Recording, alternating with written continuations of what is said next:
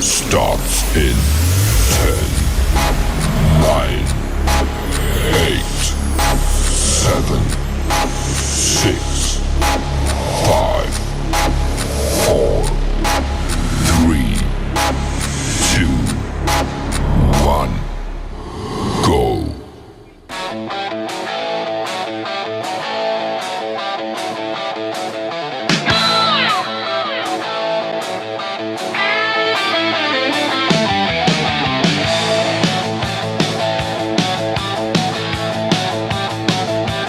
From the Carolinas, where the black and blue runs deep.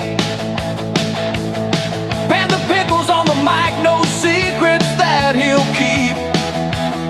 Been here since day one, through the glory and the pain.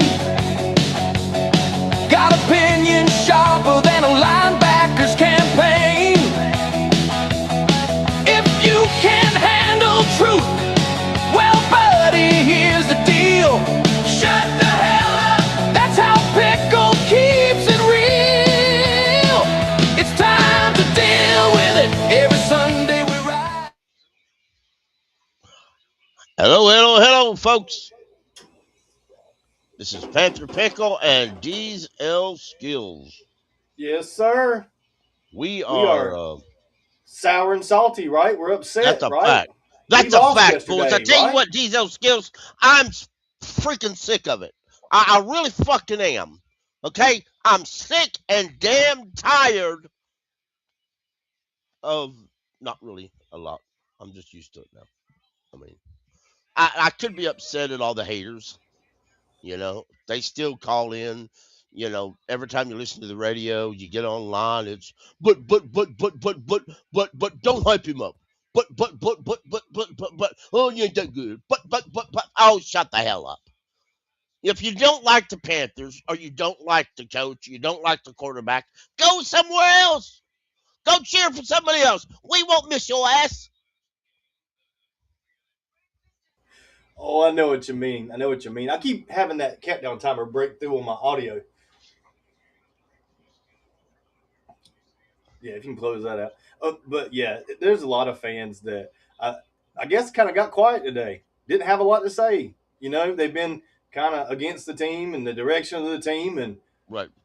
didn't have a lot of faith in what this team's been doing all year. I get it. We started out 0-2. It's a lot to ask for a NFL team to start out 0-2 and make the playoffs. It's rarely done, but here we are in position after that game yesterday. What a fantastic job, but not only the players, the coaches, but the organization itself. Look at what all that the Carolina Panthers had prepared for that game in advance. The black helmets, the black jerseys, the throwback field, the throwback end zones, our old logos center stage instead of the shield like it used to be under Jerry Richardson. So many things were laid into place for that to be a special moment for the fans. Not to mention the 73,000 towels that were handed out for fans to wave at the game.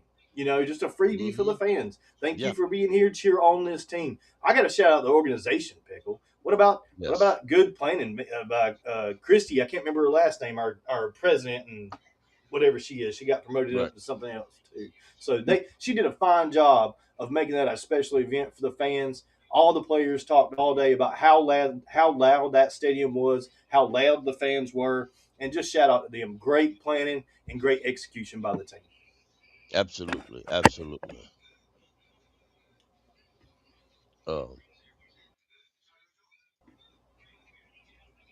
Absolutely, Deeze. You tried to shut me up, didn't you? Okay. I'm about confused to which one's supposed to be up here. Right. I'm powered by Pickle. All right. Anyway, is that you? Yeah, we're up now. We're Okay. good. All right. Okay. I can close that out if it's in your way. All right. Anyway, I want to say a few things here. You know, Dave Canales talked today, gave a really good presser today. Let's just bring that up, and we'll hear what Dave Victory Canales Monday. has just a little bit.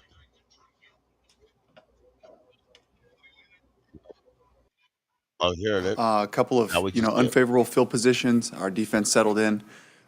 really nicely. And, offensively just made plays when we needed to, trying to find that balance attack. And I thought the Bucs did a great job of limiting, our effect in the run game, but it was enough to kind of create some other opportunities for us. And then a good day, 50% on third down, a good day for the group, making some plays there. And just really proud of the way that we just keep going back to work, and that's what we're looking forward to this week as well. Thank you, All right, John we'll B. kick things off with Jenkins. David Very much. Neely, followed by Scott Fowler.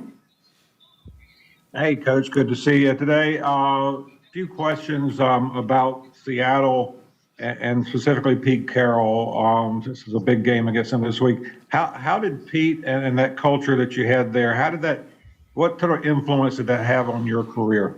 It was incredible. I'm very grateful to have spent as much time as I did with Coach Carroll in a bunch of different roles, but 1 year at USC and then 13 years in the NFL to watch Coach build a program around belief, around the principles that still carry with me today here for the Panthers.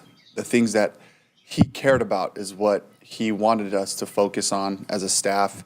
Where we all have different styles and different personalities, it's what's at the core, taking care of the ball, the run game, toughness, all of our play style, the things we talk about. And it was such a consistent message from Coach over the years. And as our team changed, as our young players started to own our play style and philosophy, that's when it became really powerful, when it was the locker room and it was an expectation from the players, and he served as the reminder of who we are, the reminder of the philosophy. And so I try to emulate that as much as possible in my own way.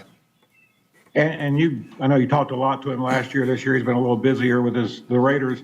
What did he do last year that said to you last year that maybe helped you through any tough time you were going through, maybe with Bryce and the quarterback situation? What was the biggest help he provided last year? Just the constant reminders to believe, the constant reminders to prove to the guys what we can do when we play really good football. And that message has stayed consistent. And especially in those times, last year, right in the middle of the season, trying to find wins, and also like knowing how to celebrate the victories, when they came, and also point the group to where we're headed and what we're going for. So keeping the vision alive of what we're becoming. Those were some of the most critical things, I think, from last year. And the other thing too, just to mention, John Schneider, the general manager of the Seattle Seahawks, was a part of building that whole thing together as well, and had a huge influence on me, just in terms of how he sees the game and the type of players to look for, and all those things. It was really amazing 1-2 punch that created that culture there and the success we had. And the last one, whose energy is higher, yours or his? Because I know you're both pretty high energy guys. Oh, definitely Pete.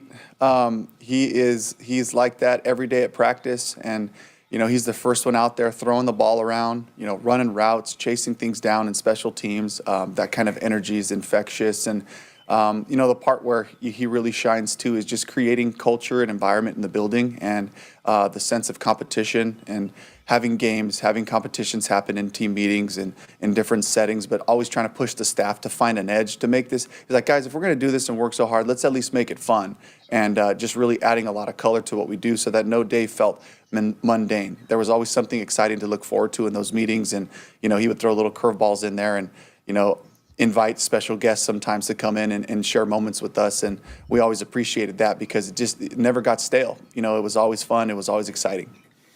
Appreciate it. Thank you very much. Hi, Dave. Congratulations on your win. And this is a new question to ask you because we haven't asked you these questions in this position before. But so on Sunday, you need a very particular result for it to matter, really. You win, Tampa Bay loses.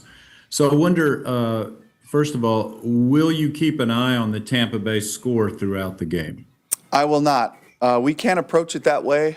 We have to make sure, especially for us, I appreciate the question, but as we're trying to create consistency in our product of what we do on the field, game in and game out, that's what we're after, and that's what's out there for us to find our best football. We have to approach it that way, and we have to make sure that we approach this game plan that way as the game continues to go however it goes. It's like, I'm trying to win this down. I'm trying to win this series right here, and we all have to be locked in there We can't afford to do that in the place that we're in collectively as a team. We have to continue to find consistent football. I appreciate that. And one other thing related to that, and that is you have to prepare for all outcomes, good and bad. So if you're down by 3 scores, say in the fourth quarter, ultimately the Seattle game's pretty meaningless for you, no matter what's happening in Tampa Bay. Would you at that point consider sitting starters a little earlier, knowing you have to beat the Bucs in the finale? I don't envision us doing that. That's a conversation that Dan and I have to have philosophically about how we're approaching this. But again, I think it kind of goes back to answering it the same way. All of these reps are so valuable. Every series, as we continue to grow together as a team, every series matters as we're trying to develop our schemes and our concepts and make sure that we go into each week with that, and then so that we can learn the lessons, so that we can take the next step when the Bucs week comes on. But all of our focus has to be right here, right now on the Seahawks. That's a good team. It better be focused. We'll go with Joe Person, followed by Jeff Hawkins. Dave, probably hard for you to be objective about this, I would think, but wondered what you would say about T-Mac's case for Offensive Rookie of the Year. I certainly think he's made enough of an impact to be in the conversation. Obviously, the individual goals, the individual things come with success of a team. And I think T-Mac would see it the same way. It's all of us. It's the offensive line blocking, Bryce delivering the throws, the defense playing well. All those things tie in. And when you win, people get accolades, And so our goal should always be the group effort, and all those other things, all the other recognition will come along with that. And then wondered if you had any update on opening up Rob's 21-day window. Yeah, we're really excited. He's making progress. That's a real possibility for this week to see if we can get him out there in a capacity to do some individual drills, to start leaning on people. He's worked his way into that area, and I know we've been talking about this for weeks, and that's something that we're really excited about potentially doing this week. We're not 100% sure, but we're going to have to make that decision here in the next couple days.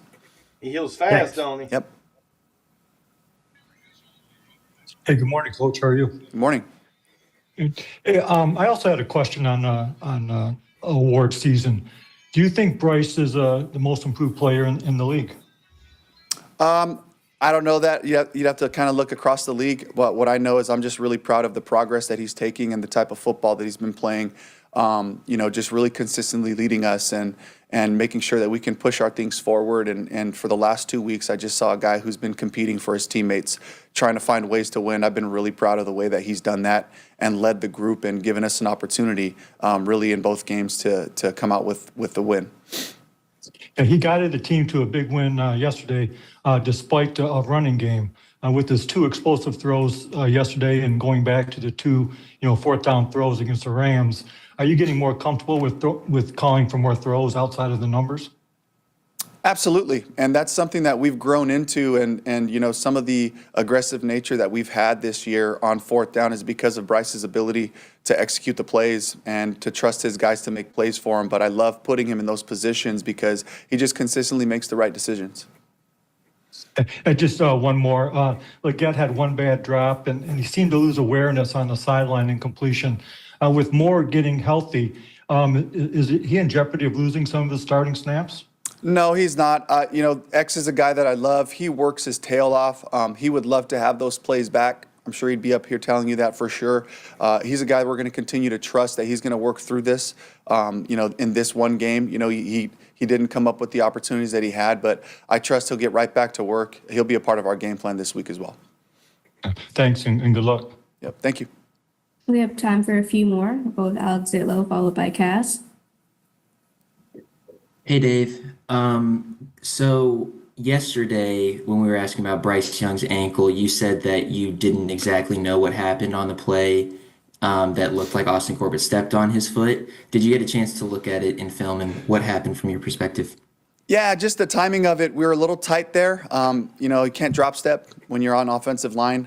In those situations, you got to be firm at the line of scrimmage. And then, I think also Bryce just coming away from center on some of the play actions, can get a little bit more depth on the first step. So it's a little bit of a combination of both things, but it's something we certainly can't have. And it really just starts up front by neutralizing the line of scrimmage so we can get the play started.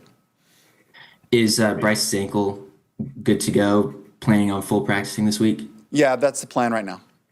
That's what And I then got scared of. He get hurt. finally, how close was Icky to playing on Sunday? And anything you can say about Josh Nijman's day would be great too.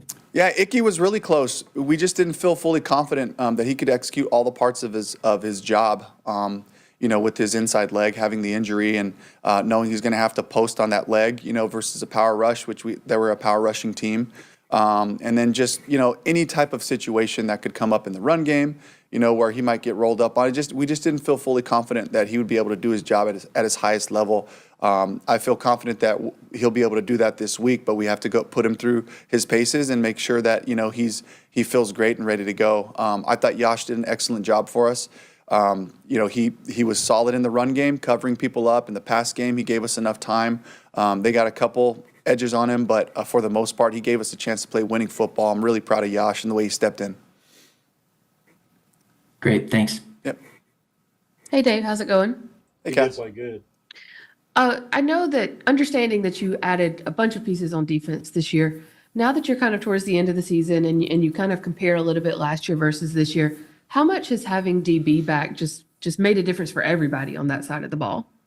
It's huge, not just from a production standpoint and the plays that he makes, but just the mentality and the way that he works, the way that he's so consistent with his effort and strain of plays.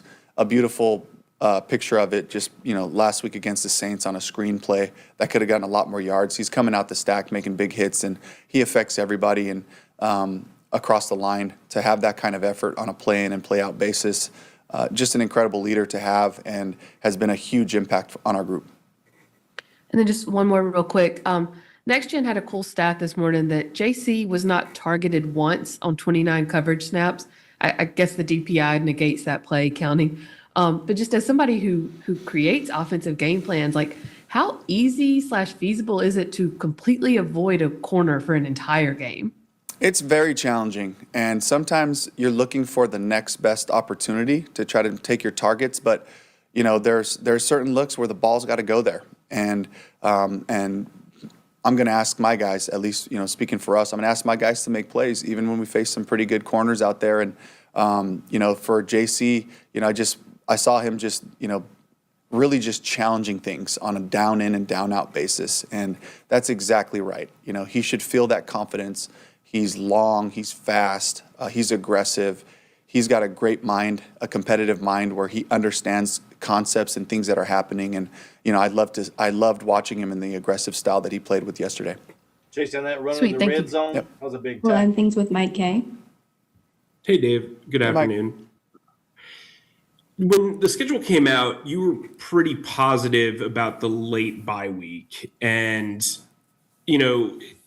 a lot of people had their opinions, but I'm just curious, in hindsight, you brought it up last night, how the rookies were ready to play because of that bye week and getting their body right.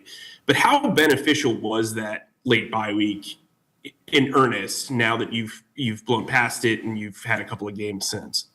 Yeah, I try to look at opportunities, and we don't get to choose when that happens. And the opportunity it presented us is a chance to finish strong at the end and to get something back into the tank for the finish. And, that's happening for us, right now. And also knowing that it was a long season going week in and week out and making modifications to our plan, understanding we're playing every Sunday, one after the other, with the Monday night there as well. But, there were certainly challenges that came with that. But then there was also just, if we can play good enough football to where we're playing these types of meaningful games, this thing will help us. And it has. It's given us time for guys to get back out there, and it's given guys a little bit more in the tank for the finish. So we're really fortunate at this point, to be able to be feeling, the effects of that in a positive way. And then the Pro Bowl announcements are coming out tomorrow. I'm sure you're going to hear much earlier than that. What's your approach beyond just telling the guys individually, and how do you try to get the team maybe in on the celebration? Yeah, we'll announce it as a group, and we'll celebrate that together. And the reason we like to do that is because while certain guys may get recognition, it's always going to come down to this was a team effort, And when you win games, you get notoriety. And we see that happen a lot around the league where teams that are, dominating during a season end up having more players make the Pro Bowl, and the success comes with it, but it's like everybody's tied into it. Everybody had a part of it. And then certainly the guys have to go out there and make their plays. But we celebrate it together. We celebrate it as a group. And it's not a huge focus of what we're doing, to be honest, but it is something to celebrate, and we really appreciate those moments.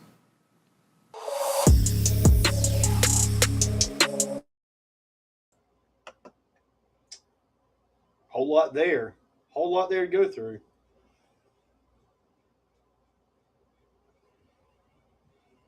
But Nyman was a big one. With Icky being out, I think a lot of us were worried about the pass pro with Nyman for one.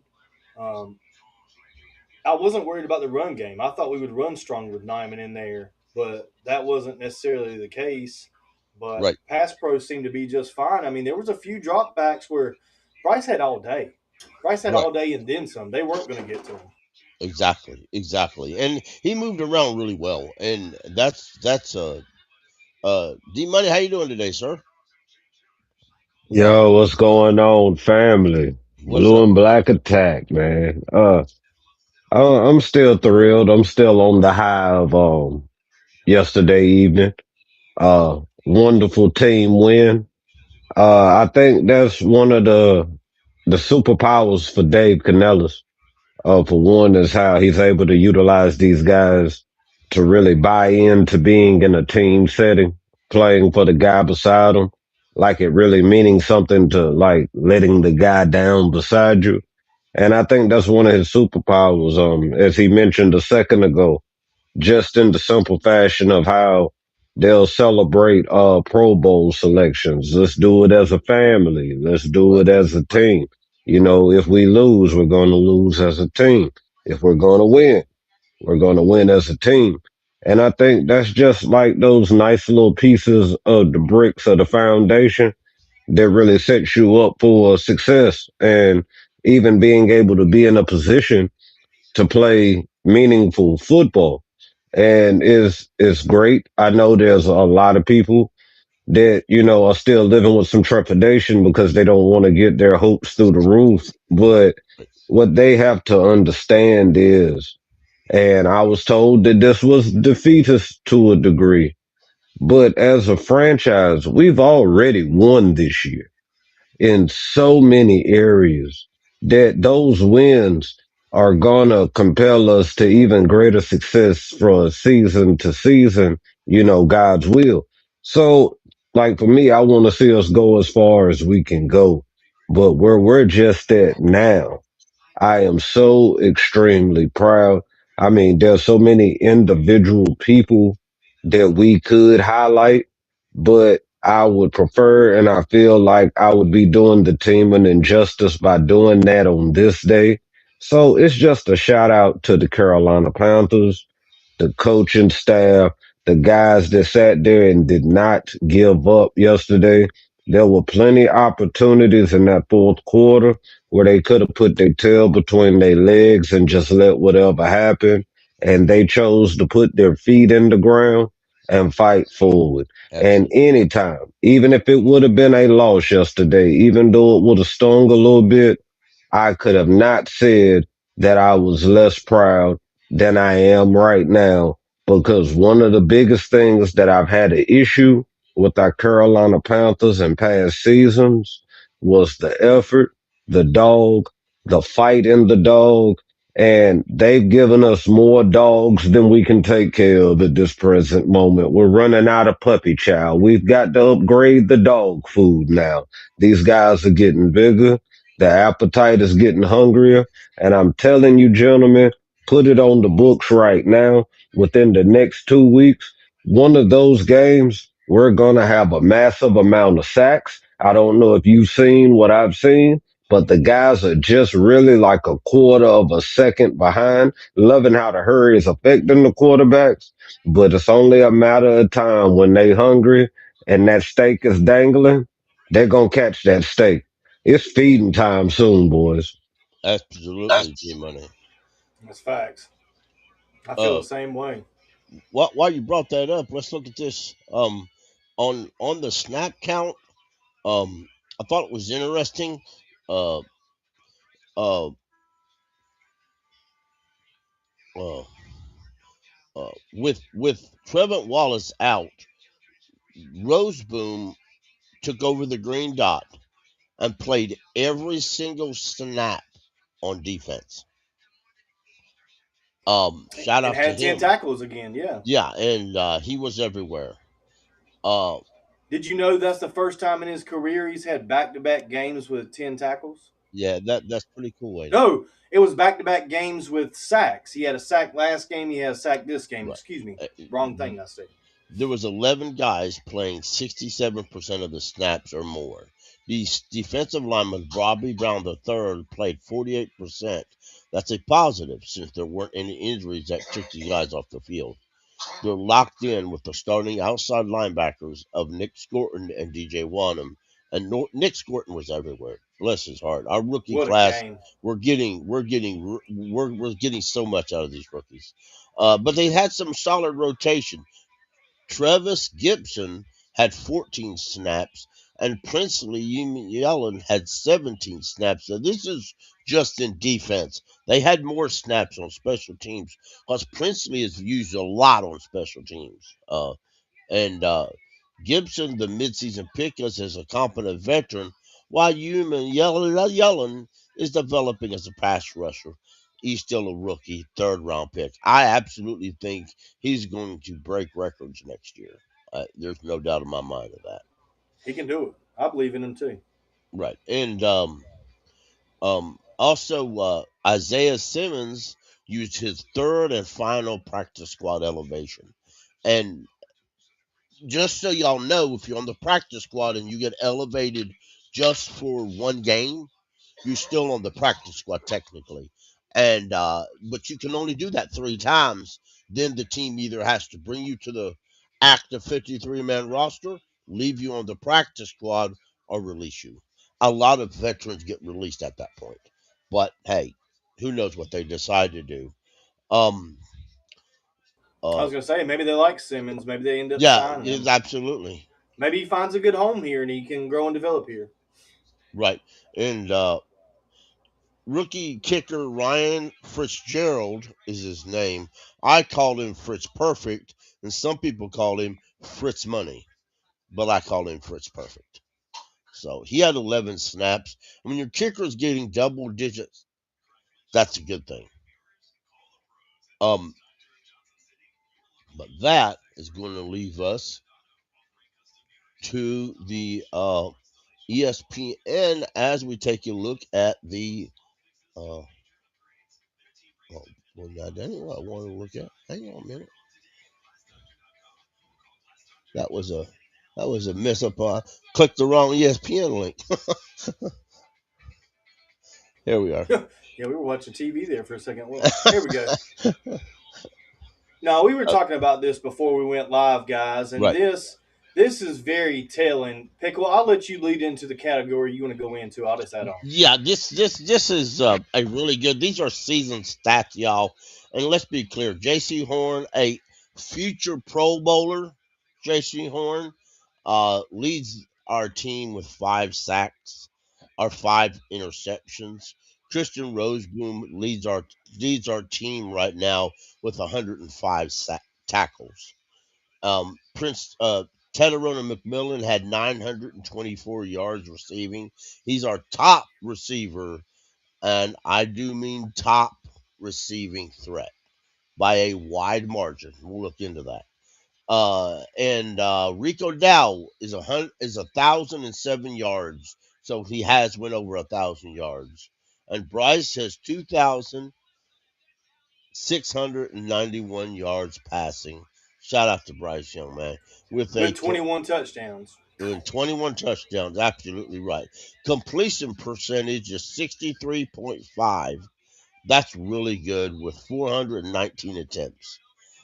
That's really good, and the attempts and completions are a little bit different because the attempts you calculate everybody Anytime you threw the ball for somebody to catch it, if they didn't catch it, it still counts as an attempt. So every time Xavier Legette drops a pass, or anybody drops a pass, or it's overthrown, or any way, shape, or form, it counts as an attempt. The completions are 266. Now, Dee Money, go ahead, sir. Or Deeze, go ahead, sir. Well, I wanted to get into Teteroa McMillan Okay, and let's looking go at there. those wide receiving stats because Right. that's where there's a lot of discussion around this. Okay, a lot of fans are really unhappy with what's been done in the tight end room this year. They feel Right. like JT is taking a step back. You know, when we look at those numbers, 34 targets, 29 receptions, that looks good, but the yardage is not that great, only 190 yards. Well, Tommy he's done a Tremble, lot of screen passes. Like who he's had a lot of Jatavion? short dumper. Yeah, Jatavion does get a lot of short ones. And then Tommy Tremble as well at 205. The point I was getting at with that tight end room, those numbers are lower than I thought they were. I thought maybe they had more than 200 yards receiving, but both of them are right on that 200-yard mark. Mm-hmm. Many fans are looking for the Panthers to upgrade in the offseason in that tight end room. And I was curious to how y'all felt about it. Do y'all feel like that the Panthers should be looking to upgrade the tight end room, or do you guys feel like we should let this tight end room that we have grow and develop from where we are now? I think this tight end room should grow and develop. Evan Mitchell's as a rookie, uh, um, he's played in 15 games. He's recorded 17 catches. He's been targeted 21 times. He has 161 catches, 2 touchdowns.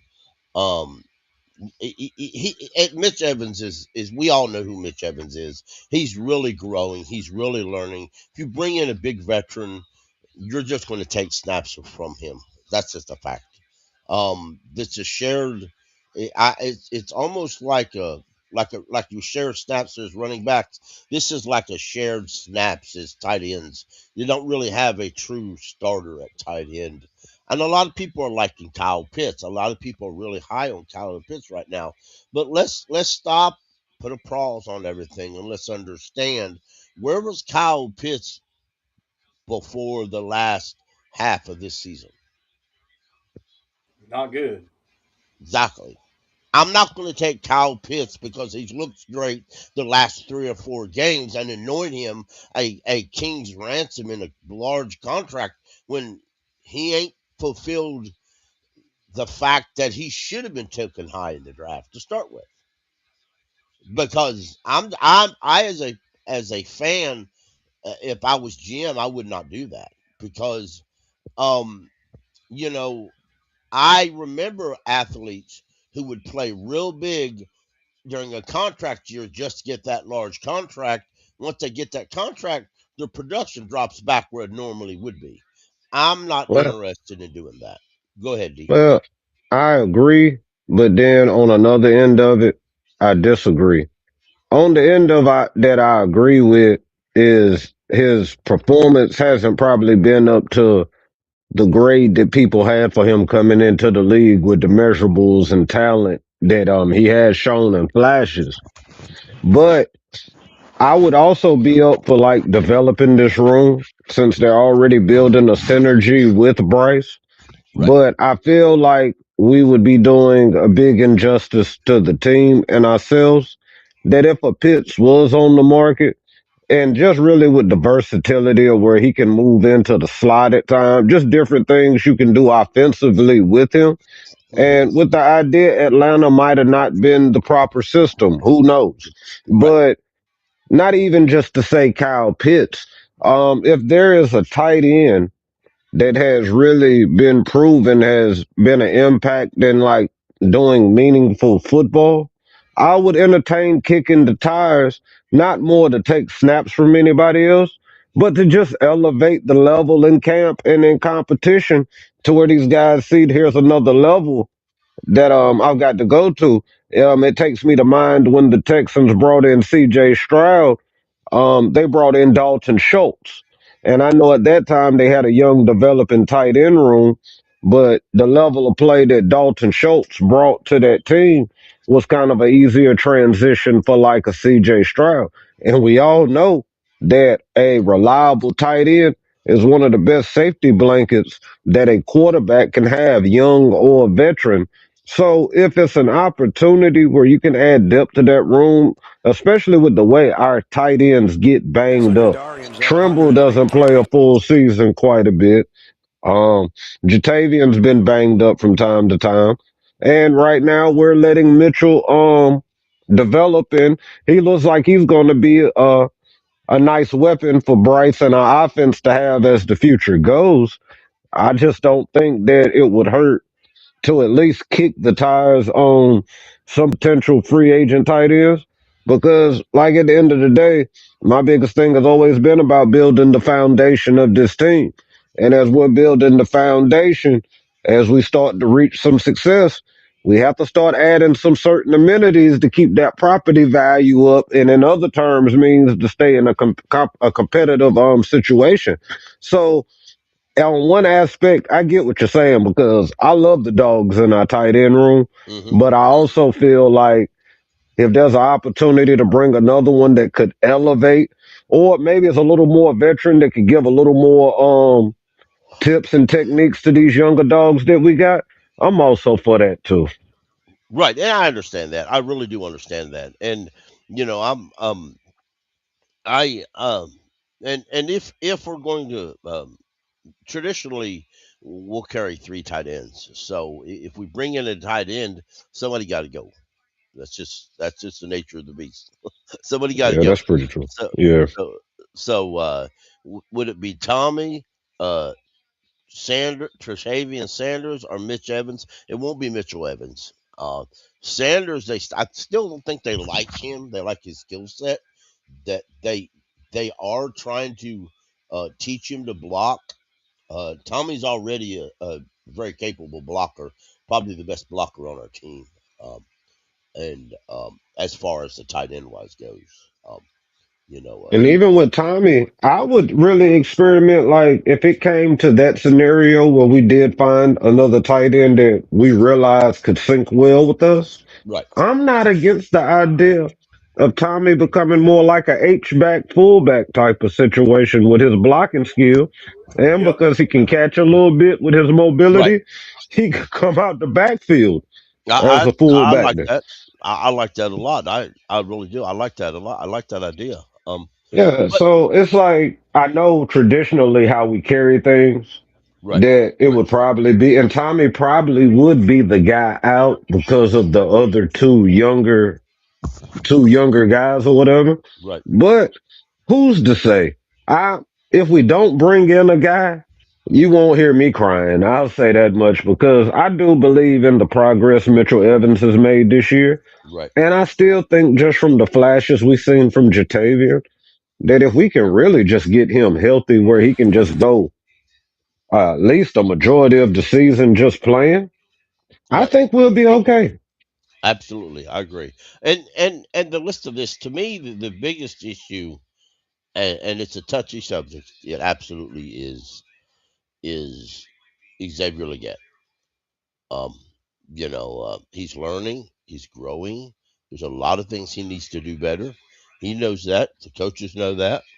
Um, I, but if they go out, to me, if they go out and find another pass catcher, it's going to be a wide receiver.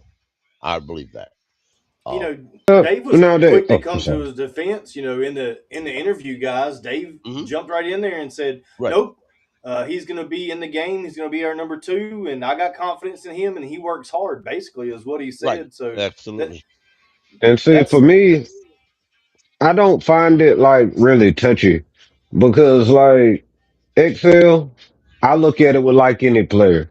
I yelled and yelled for like the last 2 years, right?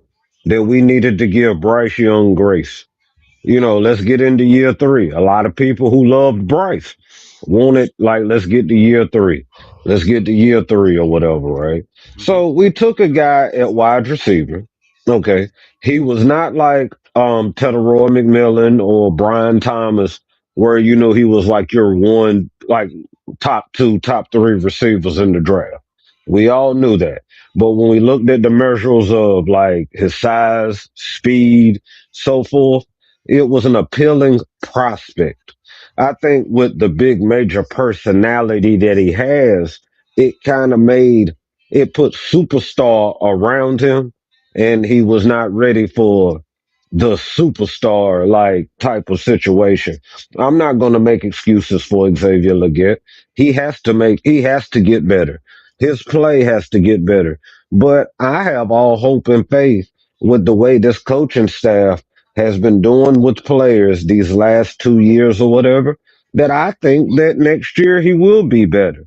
Now, am I saying knock your socks off better, or just he has just changed his whole game? No, but I think some of the concentration stuff that we've seen, I think the off season he had, even though I tried to defend it, coming into the season, like there was nothing wrong with it. I can honestly say now that that might have been a distraction. It might have stunted some of his development, just being stretched all over the place.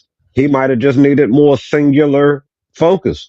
But the main thing that I've seen is when you know now that you have a Tedoroy McMillan who's playing at a very high level, you have a Jalen Coker who hasn't dropped the ball in 2 years or whatever.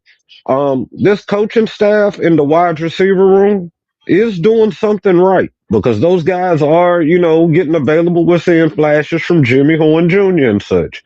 And if Xavier Leggett is working to the degree that Dave Canales is speaking of, then I have nothing but expectation that he's going to continue to improve.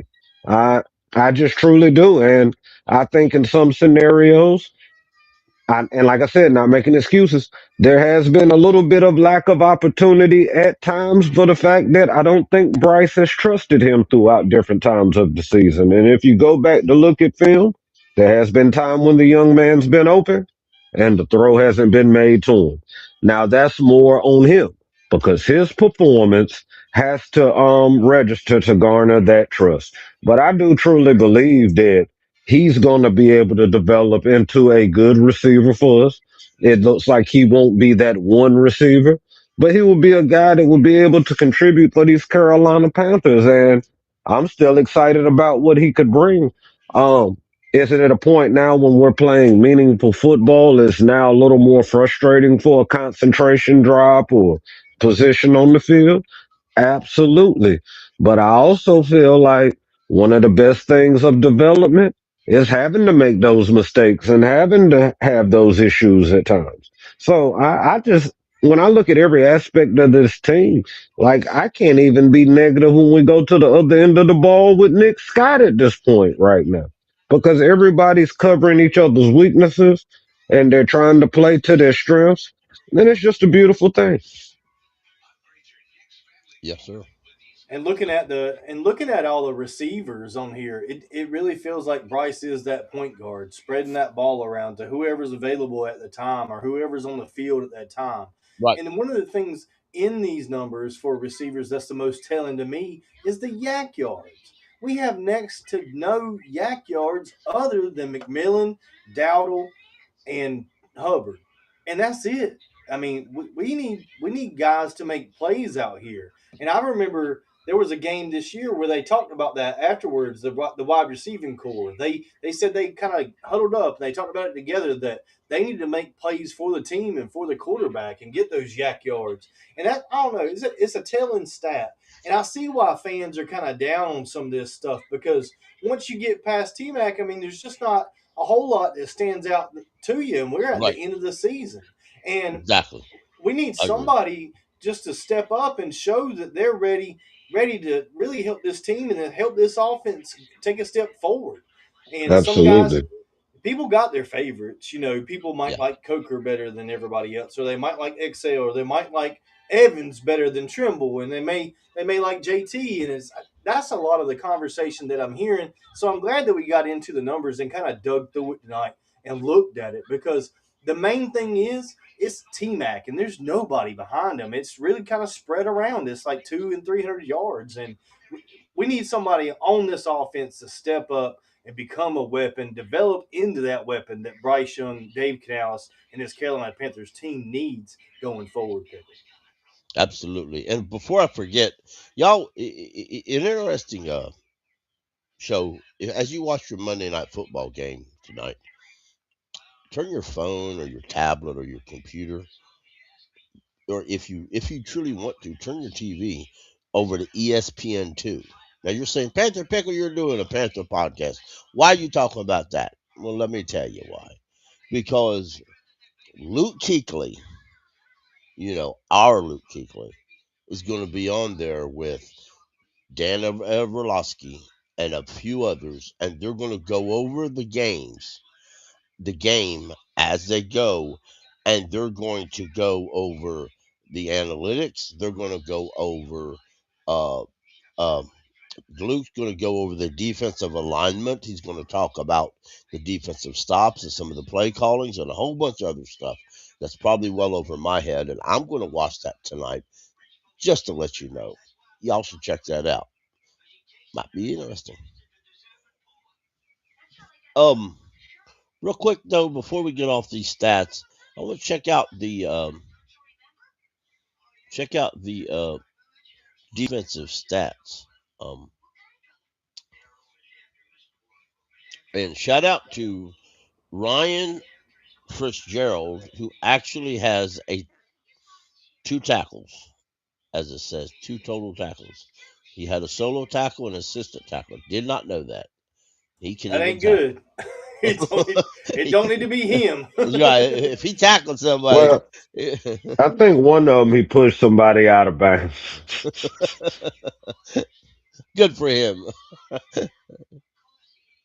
And if I'm not mistaken, I think it was yesterday. You remember early in the first half, Tampa Bay got a good kickoff return, and he Right. was getting past Fitzgerald. I think that might have been when he got pushed out of bounds. Yep. And look at there. Our man Nick Scorton has 3.5 sacks, a pass defense. Shout out to him. He just needs a pick That six. should calculate to like 6 next year. Yeah, it should. Truly. He's growing. Derek Brown is 5 sacks. Finally, Derek Brown hit the 5-sack mark. I've been calling it for 5 sacks. years, and it finally happened this year. I'm tickled. Yep. I'm so glad to have him back.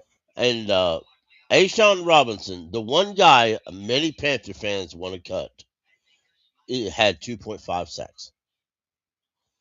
And I don't actually understand why they want to get rid of the big boy. I don't either. He plays good. He's a great leader. Yeah. He's the only one I ever seen grab Derek Brown and drag him away from a would-be fight. So, because Derek Brown was going to clean somebody's clock, but Ashawn Robinson said, "No, you ain't."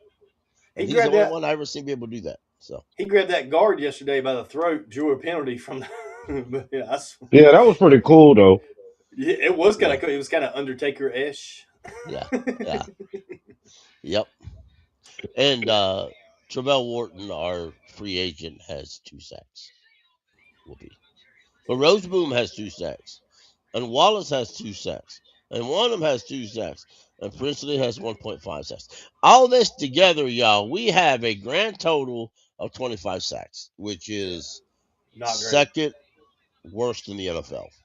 Now, So answer this for me. I'm sorry, Pickle. If you can answer this for me, right? Okay. Now, we're being more effective with hurries and pressures because we're not getting home. Right. But we have been effective with the hurries and the pressures, right? And we drafted 2 young stud edge rushers that have both shown promise in different times of this season, right? Right. So why are there so many fans in different podcast channels saying that one of our top 2 needs is an edge rusher? Because most of the time the edge rushers are the one getting the sacks, and that's what they're looking. They're looking at the fact that we're the second worst in the NFL at sacks, and that's all they're looking at. They're not looking at the pressure rates. They're not looking at the amount of pressures we're getting. It's not. I don't think it's our game plan to just get sacks. I think our game plan to force the quarterback into making mistakes. Sam Darnold, we're coming up against Sam Darnold. If I'm going against Sam Darnold, I don't really want my guys to get a sack. I want them to sack him if they have the opportunity.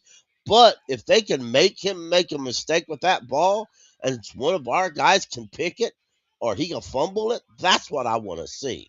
Because that gives us the ball right back. And, I mean, You if got you an look, example of it from yesterday, Pickle. yeah, if you look, we have about 6 or 7 fumbles on this year, and we have 13 interceptions as a total, with JC leading it and Mike Jacks following him. Yeah, we're dangerous on the outside. I mean, that's facts. We're absolutely dangerous on the outside. Mike Jack's leading the league in pass deflections or passes defended, whichever one. Right, at 17, he really is, and They that's keep trying to noticeable. pick on him, and Oh, he keeps proving it that he's Yeah, not going to be picked on. because all, they keep trying to pick on him, and it ain't working. I and he I did an believe. extraordinary job. Right, and I believe that's what Baker Mayfield tried to do. They tried to go at Mike Jackson. That was the game plan. That was Evans' game plan. That they saw Field, they're going to go after Michael Jackson. That's why it didn't work, because Mike Jackson said, "No, you ain't. You go after me all you want to, and I'll set you up too." And I Because like even Mike that Jackson. touchdown, Yeah, I oh, like Mike even, Jackson. oh, Yes, I like Mike Jackson the way he argues. He said on Brock, he said on an interview, he said the one thing that you can't do is be scared, and you got to let him know you're not going to be scared of him. He said that's one thing Mike Evans does. He intimidates people, corners across the league, and he wants them to be scared of him. I ain't scared of him, and I think that in a nutshell is why Mike Jackson is looking so good this year. absolutely. Because even yesterday in that game, the touchdown that he gave up, he was in the best position you could possibly be to defend that pass. But, the way Mike Evans is built and his resume, Hmm. that play was a Mike Evans play. But if you looked at the rest of the game, Mike Jack could have been doing that seatbelt little gesture for quite a few plays because he kept Mike Evans kind of in check after that touchdown, to be quite honest with you. Absolutely, absolutely. And I mean, he told the Cowboys they need to buckle up. Then after the game, he told them you wasn't buckled up. And then apparently Mike Evans wasn't buckled up either.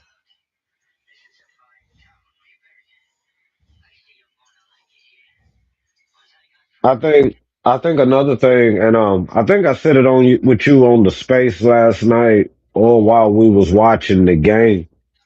I don't feel that our offensive line gets enough credit and respect Oh, for what we've absolutely not. had to deal with injury wise this year, Hmm. and them still being able to play at a certain level that we can win football games. And I mean, that's really a testament to their O line coach, but it's also a testament to them O linemen going out there and leaving it all out on the field. I've really been impressed while Hunt's been gone and we've been switching guys in and out. And then yesterday, Icky was gone and Yaman did pretty good. I'm very proud of this offensive line we have. It's the depth. I think that was our 11th offensive line combination for the year. It's Yes. more than any other team in the NFL. It's the depth that's Right. absolutely. Absolutely. Now we're gonna go over real quick the the upcoming game on the 28th. It's going to be on the 28th at 1 o'clock Eastern Standard Time, 10 a.m. Pacific. So Michael Wydrick, you're gonna have to get up in the morning, drink your cup of coffee, eat you a donut, and sit down and enjoy the Panther game. It's going to be in Bank of America Stadium in Charlotte, and I really hope the crowd shows up like they did yesterday. That was simply amazing, and it brought back a lot of fond memories. Uh, I actually believe they will because one thing about the 704, when you give them a winner or Right, put them in a position to be a winner, right. they do show up. Yes, yes. And that's good. And I have forgot that over the years. So Seahawks are 12-3, and the Panthers are 8-7. But the Seahawks got some things to fight for. Um, Now the odds, the Seahawks are favored heavily because they're the number one seed in the NFC. It's just I completely understand why they would be favored heavy. Um, uh, uh, and I'll let y'all read all that. But um, and Well, Sam's really good at throwing interceptions at Bank of America Stadium, and I think he can right, come in here and he can do the same thing, and he can stick to what he's good at on Sunday, Pickle. absolutely, absolutely. And as you can see, the Seahawks uh, are rolling as the top seed in the NFC. They boast a potential defense led by, or a team led by quarterback Sam Darnold as an MVP caliber season. Well, I don't know about all that. And strong road record at 6-1. So they're 6-1 on the road. They've won Jesus. they've won 8 of their 12 victories by 8 plus 8 points and scored 30 points 8 times this year. Strengths including their explosive scoring and solid defense under coach Mike McDaniel. This cross country trip comes after a mini bye because they had a mini bye last week, reducing. There is a fatigue concern here, a lot reducing because they run the mini bye. A win here could lock up the number one seed and a first round bye, depending on other results. So, make no mistake, folks, the Seahawks are coming in ready to fight. I did not know they were 6-1 on the road. Ooh, that's gonna Yeah, be tough. this is Truthfully, straight up Bill D truthfully, money. Right, if we contain Jackson Smith and Jigba, right, we can win this game. right. If we I let agree. him go crazy, I don't Yeah, feel like we can continue. right, right. This is a game that I would let Horn travel, but we know Evero. So Evero's defense is a little different. Now for the Panthers, they're they're fresh off this 23-20 massive win over Tampa. The Panthers has surged into sole possession of the NFC South.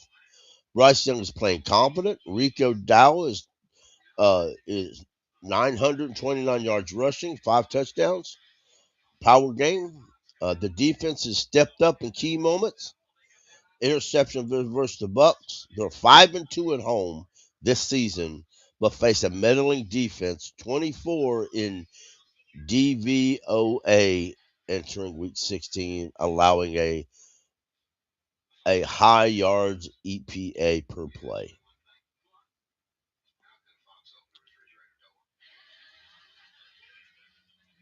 Yeah, that's the stat that's kind of got away from us this season. That EPA, we were in the Right. top 10, Pickle, but we've slipped way down into the bottom of the league in EPA. But we're Exactly. still forcing turnovers. Right. So with that in mind, who knows what could happen? Right. Right. Right. And my apologies about this logo. I can't get rid of it right now. And the reunion vibes. Canales reunites with his former team. Uh, as the Seahawks assistant, him and Brad Isaac. Sam returns to Charlotte, where he played in 21 and 22. The playoff implications, the Carolina controls their own destiny in the NFC South. A win here combined with a Bucs loss could clinch the division early. Even a loss keeps them alive heading into Week 18, an 18 rematch in Tampa Bay. They just need to match or better Tampa Bay's result over the final 2 weeks. We still have to play hard. We still have to win Seattle game. If we lose it, we're not out, but it's going to make it tough. Could this be a trap game, Diesel Skills or Dee Money for Seattle? It could be. This is one that I don't necessarily say it'll be a trap game because they still have something like to really play for. Right. But I think it's going to be more of a dogfight than people expected. Yeah, I think that we've got to come out playing this like a playoff game because say we lose this game, but we're able to defeat the Bucs week 18, where we're going to play probably the Rams or Seattle. I mean, depending on how it shakes out in the playoffs. I mean, I saw it was a couple weeks ago, like we would be matched up against Seattle, and now it's more the Rams. But we've got to be prepared for this going into this time of year. We need to become a playoff team now, and I think yesterday was a big step toward that. Of course, beating the Rams was a step toward that. Beating Green Bay on the road was a big step toward that, and we've got to go out here and prove it. We can't go out here and make the same mistakes that we did against the Saints. We got to make sure that we're showing the NFL what kind of team we can really truly be, and especially on defense, because I feel like we'll be. I know that defense is good, but I feel like with our running game and teams having to focus on stopping our running game, that we've got a chance to have some success on offense. It's just, can we defensively hang with that high-powered offense of the Seattle Seahawks? And I'm going to tell you right now, with our secondary, I think we can. And I know a lot of times people have bad things to say about Nick Scott and things starting on this team, but he's playing quite well right now. He's playing the best ball of his career, to be honest. So let's go all in. Let's play good in the secondary. Let's generate pressure up front. Let's find ways to get to the quarterback. Let's run a few more blitzes, get Sam Darnold rattled, and let's see if we don't have a chance. I don't think it's a trap game at all. I think it's us having to step up to the pedestal and be ready to be an NFL caliber team, Pickle. Absolutely, absolutely. That makes plenty of sense. And last little clip I have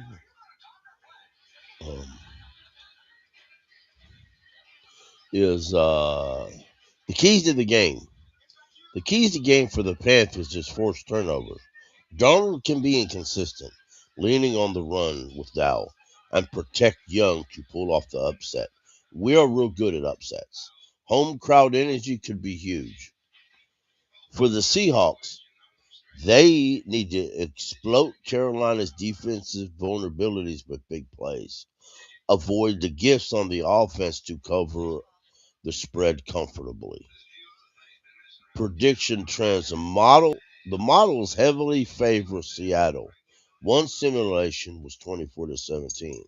Seahawks ESPN predicts a 68% chance to winning. But Carolina has momentum that intriguing. Expect a competitive game if the Panthers keep it low scoring.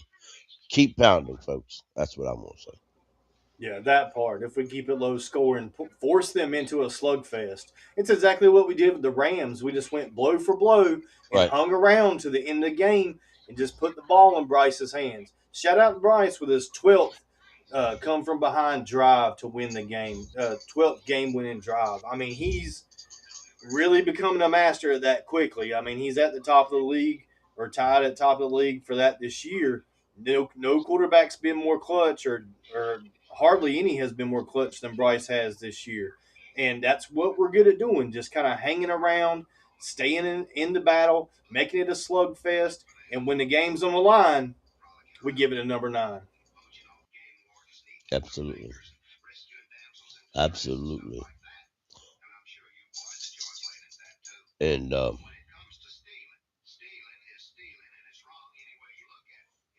yes, and one thing also, folks, if I can find it, I want to show you a clip of Cam Jackson. Yes, because we were talking about the pressure generated by this defensive line wasn't necessarily getting home, but the pressure generated by this defensive line was causing other things to happen in our secondary, which is why we're so dangerous on the outside. Is we have a low blitz rate, one of the lowest blitz rate in the league, but we're still generating pressure. So that's a really positive stat, to be honest. Right. because we can drop everybody in coverage, still generate pressure, and make bad things happen when the quarterback makes his decision. I know that's the clip you're digging for. Yes, it is. Now,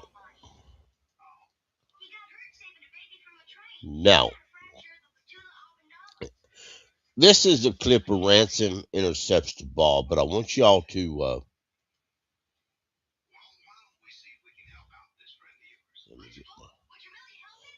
But here's what I want y'all to look at. I want you to watch Cam Jackson right there. Okay. Cam Jackson is with the offensive lineman right as Baker is standing there looking at him.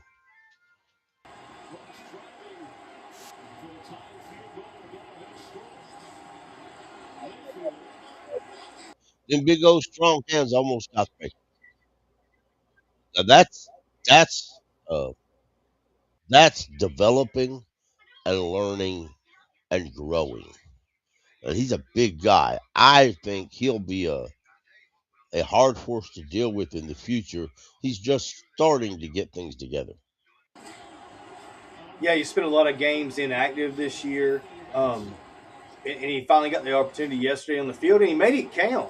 I mean, he almost got to Baker Mayfield, made Baker Mayfield climb the pocket, do a jump throw, which you had to know wasn't going to be accurate. Your name's not Bryce Young. You can't do that, sir. And he ends up throwing it right to Lathan Ransom, who makes a great diving catch, honestly, on the ball. Looks like Baker was expecting the receiver to go to the outside, but the receiver went to the inside, and Lathan Ransom was there to scoop it up. Just a great play, and what a redemption play! The Ransom's redemption yesterday after having that 15-yard penalty that kind of cost us the game, put the Saints a little closer for an easier field goal.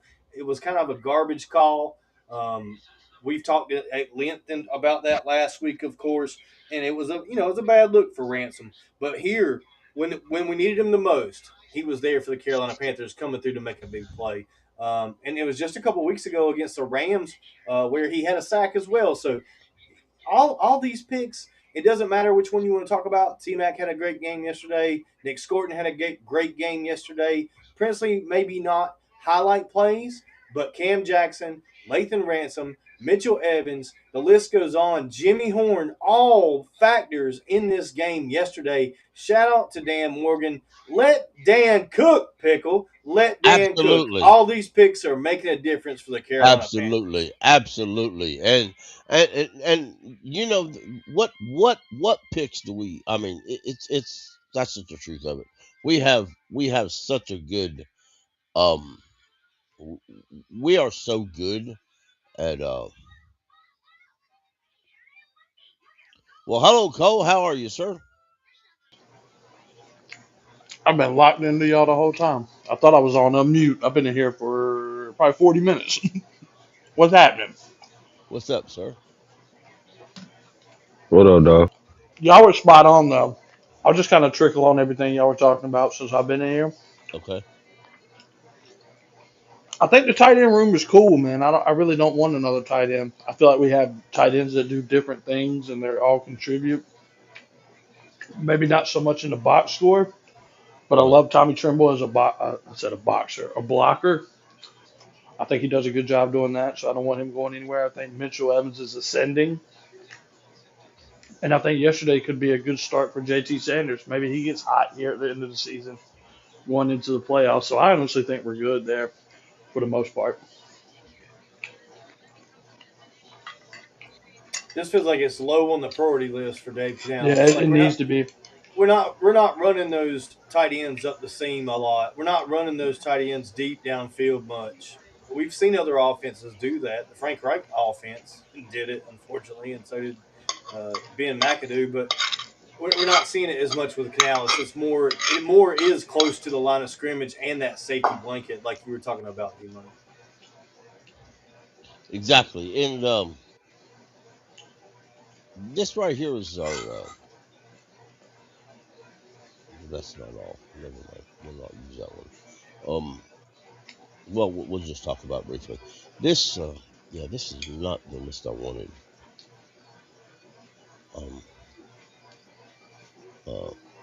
The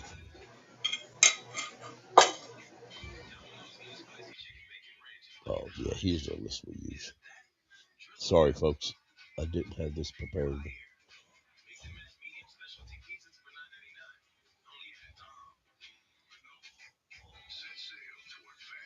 Now, under Dan Morgan, well, this only goes to 2024 anyway.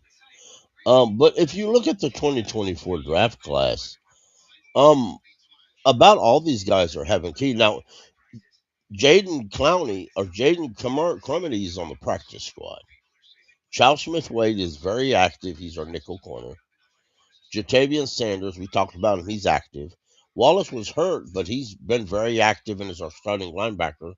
Jonathan Brooks, he's progressing on injured reserve again, or PUP rather. And Xavier Legette, we talked about him. But the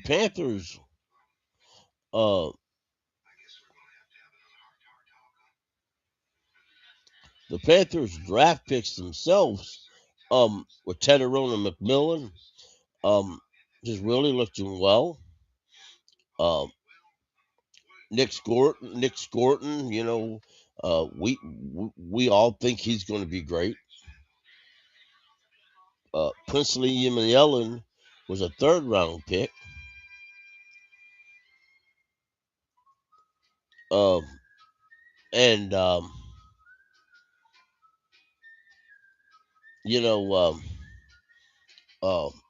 Then you have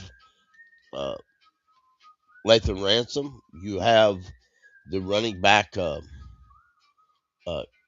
Travis Etienne. You have Cam Jackson. Dan's doing really good at the last 2 drafts he's had. He's really, really doing super well. I just think we just need to let him and his front office alone and let them, like you said, Dee Money or Deeze, let him cook. Just let him cook. Yeah, it's a big difference from 2024 to 2025. We're seeing immediate improvement from the 2025 class compared to the 2024. Nobody really should be giving up on the 2024 class. I know there's some things that maybe Dan made some mistakes and didn't grab the best perfect guys that was going to immediately contribute to the Panthers. I get that whole discussion. I really do. You can be critical of it. He made mistakes. There's nothing wrong with being a fan and pointing out the fact that your GM made some mistakes, but it was his first draft. So it wasn't his best. It is clearly his second draft was way better than his first one. At least it was in terms of what we've seen develop, what we've seen go down on the field so far this year. And, Crumity being on the practice squad, they had that moment that they showed in the blueprint where the defensive line coach was getting on him saying, hey, you've been here a year and a half. You need to know how to do this. And that was kind of like a telltale. It's like, yeah, if he's calling him out in front of all of his teammates, then he's not developing as quickly as we hoped he would. But he's a 5th round pick. And if we go back and look at what Scott Fitterer did to this team and his picks, none of them are here. Hardly. There may be 1 or 2 left or maybe something like that, but it's night and day difference. Dan's doing a better job than what we've done previously. And the record proves it in itself. We weren't even in this opportunity to win this game since 2022, and we haven't won the division since 2015. The success we're seeing now with Dan Morgan and Dave Canales, yeah, we can point out mistakes they've made, but the fact that we're here now where we are in late December, Pickle, is an accomplishment all by itself. Absolutely. And, shout out to Carolina Panthers. Charles Johnson was a 3rd round pick, and he ended up being second in all-time sacks, and he had 67.5 sacks in his career and 19 forced fumbles. I'm not sure he gets enough love, Pickle. He used to, but as far as all time for the Panthers, I think he needs to be a little more heralded. His rookie year, he played in 3 games. He had 1 solo tackle, and he had 0 sacks his first year. His rookie year. His second year, he played in all 16 games as a starter. He had 25 tackles and 6 sacks, 1 forced fumble, and 1 recovery, and 7 pass defenses. Um, now, they progressed the year. His third year, he had 8. And anyway, so you know, Princely Human Yelling has a long way to go. So, folks, please don't be out on Princely yet. Uh, That was one take I had Ron Pickle there for a while. I thought Princely was going to pop before Scorton did. right. I was wrong about that. I think Princely will be all right. He's been unhealthy. And then, like you said, the rookie burnout on top of it, extra games, just something that they're just going to have to get used to. I expect a lot more of him next year.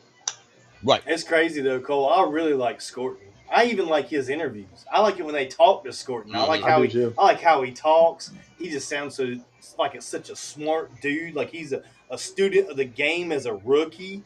Right. Man, it's crazy how much I Hey, like him. What a great draft pick. yeah, it was really I really I also like during the um during the Ransom interception, Ransom immediately when he caught it, he got up to look like he was going to run. Nick Scorton was over there and screamed at him to get down, just get down. I believe That's Scorton would have leadership. tackled him if he had to, That Pickle. that that's leadership right there. And a lot of folks, Awareness, big time. yeah, a lot of folks drafted would have just started blocking and see what they can get. You know, vet, that's a veteran leadership mentality that says, "Get down. We've got this win. Let the offensive take a couple of knees, and we're done." And it was a very sharp, very smart play. It scared me because he slid down. Nobody touched him. Right. Nobody touched him down. So I was worried that when he popped back up, somebody was going to try to tackle him and knock the ball loose. And Yeah, I was exactly. scared of. I don't know how that works on defense. If you intercept it and you give yourself up, like I guess a slide counts the same as just taking a knee and giving yourself up and you're down. Because if he would have took a knee, nobody has to touch you if you take a knee, right? Right. You're automatically down. Right. I guess the slide is the same thing. Yeah, in they this changed case. it. It used to be you had to be touched. It certainly is still that way on offense. I know we had a play yesterday where a guy popped back up and started running. It was XL the week before, as a matter of fact. He had one of those opportunities. So anyway, it just scared me momentarily. That's all I was trying to say. Deeze, I said this last night, but I want to say this again. I'm just very happy for the entire fan base, especially the younger fans that haven't seen a winning Panthers football team that don't know what that looks like. I'm extremely happy. I'm so happy for the fan base more so than I am myself. That's how happy I am for everybody. Seriously. Yeah, I saw a lot of those posts today, Cole, where people were posting like their kids and saying, "Hey, my kids have never seen a winning Panthers team," and to be in that environment yesterday had to be really special for those fans that weren't around for 2015 for sure. Go ahead, Pickle. No, I just wanted to say shout out to Grandpa Philip Rivers, who is on Monday Night Football and looks pretty good tonight. Get them fill up. The only grandpa who's ever played in the NFL, I think. That man will be my all-time favorite college quarterback to the day I die. I promise. Well, your college football team don't produce many NFL quarterbacks, do they? They did for a little bit between Russell and Rivers. We had a nice little run for a while. Okay, well that's all right. We do better on defense. We have the number 1 overall pick in Mario. Right. I can name a bunch of first rounders. Right. Not lately though, my friend. Right. Well, folks, that's all I got. Everybody got anything? Yep, just wanted to say, remember to like, share, subscribe, click on that notification bell, and be ready each and every time the Blue and Black Attack podcast goes live. Of course, we won't have a Thursday show. We want to wish each and every one of you a very Merry Christmas from the Blue and Black Attack. Maybe we'll put something together Friday or Saturday. We'll see how it goes. We've got to do something, at least a video drop or something else, getting ready for this major matchup against Right. the Seattle Seahawks. We will. Remember, I've got another Blue and Black Beats video out. Check that out if you just want to listen to some Carolina Panthers music. It's just a music video. Let me know your thoughts on it. If you don't like it, we'll stop it. We'll go in a different direction. If you do like it, hit that thumbs, like I said. Drop a comment in there. Let me know what you want to hear. We'll put something together and make it fun for this podcast. Panther Pickle, Absolutely. the floor is yours, man. All righty. I just want to say, folks, look out. Who knows how things go in the next several days? We might pop up a space. We might pop up a show with links so you can join me, or we might say have a Merry Christmas and not chat about it the rest of the week. Who knows? But you don't know till you follow me, Deeze Skills Co. and Dee Money. Keep pounding, and always remember the Cowboys will always suck. Tampa Bay will always be dirt, and the Atlanta Falcons are underneath the dirt. And the Saints, they don't even count. Keep pounding. Smile, Panther fans. We're in the playoffs so far. Keep pounding. Keep pounding.